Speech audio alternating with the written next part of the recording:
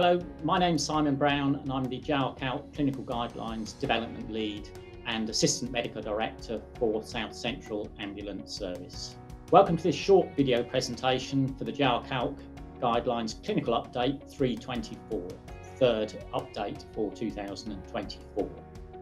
In this update, there are two completely new guidelines: clinical considerations in relation to diversity and equality, and conditions requiring specific pre-hospital clinical management. In the trauma section, there have been updates to abdominal trauma, pelvic trauma, and thoracic trauma, which have been fully reviewed and updated.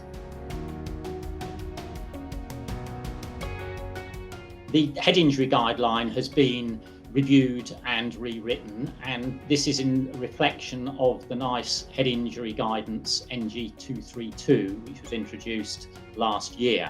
Minor head injuries, particularly in the elderly and frail, now include guidance on conveyance for these patients, which takes into account not only their clinical condition but also the patient's wishes. Not all patients who've sustained a head injury, particularly minor head injury, require further assessment in hospital. And a balanced decision needs to be made, taking into account a number of factors, including the patient's wishes.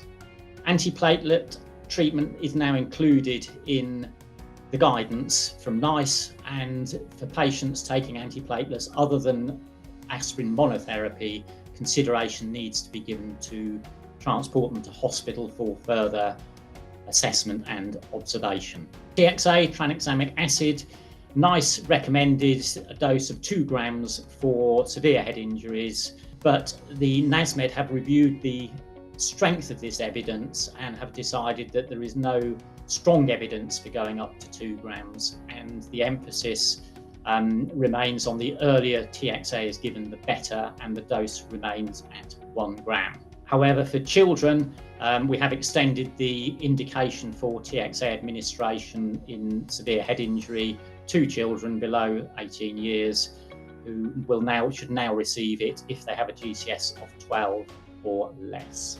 The TXA monograph, the drug monographs, are being updated to a new format, which includes things such as separate sections for pregnancy and breastfeeding, and the TXA guideline has been updated in this way, and in the coming months and years we will roll out all the medicine guidelines and the drug guidelines in this format. Electrical injuries. This has been reviewed and updated and includes additional information around conveyance.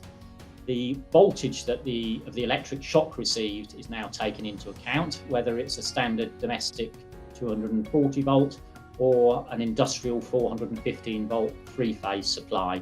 This will dictate on whether a patient who appears normal should or shouldn't be conveyed to hospital. There's information around electric shocks from tasers, and also patients who have ICDs, implantable cardioverter defibrillators, in them, and what effect that may or may not have on the ICD. The importance of taking a 12-lead ECG is emphasised for all patients who've received an electrical shock or electrical injuries. Metoclopramide drug guideline has been updated to include a caution for Parkinson's disease. This reflects the fact that Parkinson's is now included in the conditions requiring specific pre-hospital clinical management. Patients with Parkinson's may be made worse if they're administered metoclopramide, so this is now a caution. In sodium chloride, we've made an amendment to clarify that patients with an isolated severe head injury should have sodium chloride administered in order to maintain the systolic blood pressure at 110 millimeters of mercury, as opposed to those who have other bleeding where the target is 90 millimeters of mercury.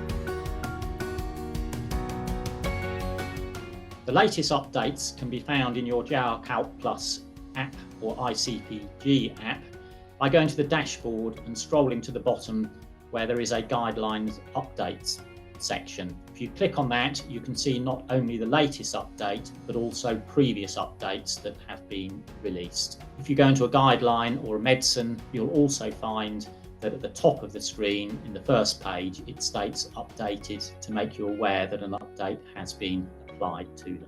I'd like to take this opportunity to thank the paramedics, pharmacists and all other clinicians and staff who have given a lot of time to produce this update, and we're very grateful for their time, most of which is given freely to us.